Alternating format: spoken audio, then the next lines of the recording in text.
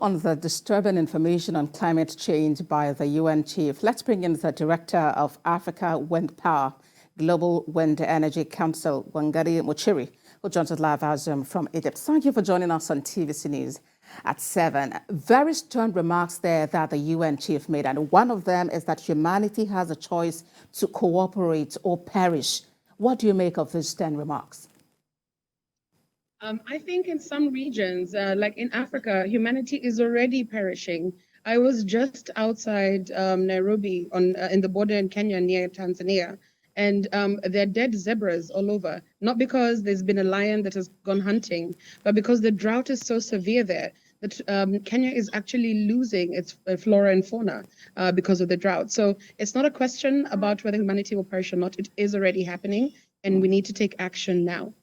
Indeed. And as it is, African countries are to speak with one voice at the ongoing summit. What do you think are the top concerns that need to be addressed?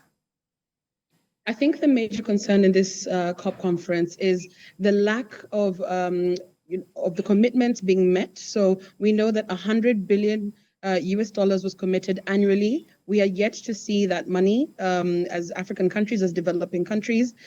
We've only reached $80 billion, and I think the 20 has not yet come. So at this point, since we're in a new year, it's now 120 that we've not gotten. So for African countries to be able to really transition, we need to see these commitments that were made in Glasgow and now commitments being made here in Sharm el-Sheikh need to be met.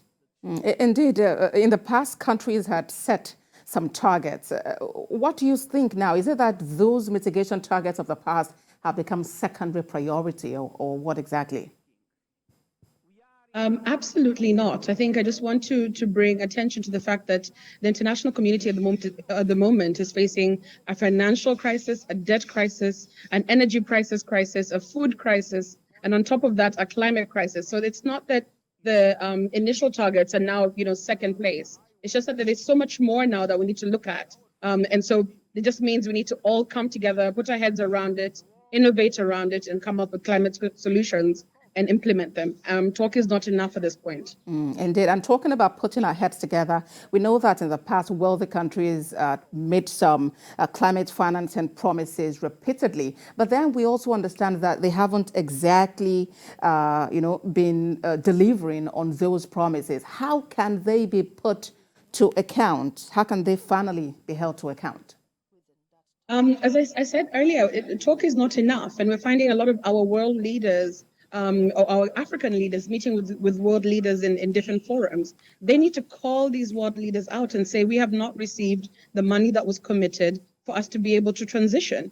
And so therefore, we are not able to meet our climate demands. In Africa, we're suffering more than anyone else in the world, yet we only contributed 4% to climate change. So it really does not make sense. But in addition to that, I think it needs to be a collaborative effort. So as much as we are calling out the Western nations or the developed nations for not being able to commit to their funds, we also need to collaborate with them. We need to look at the solutions we have in Africa and enable the money to go really to the projects on the ground.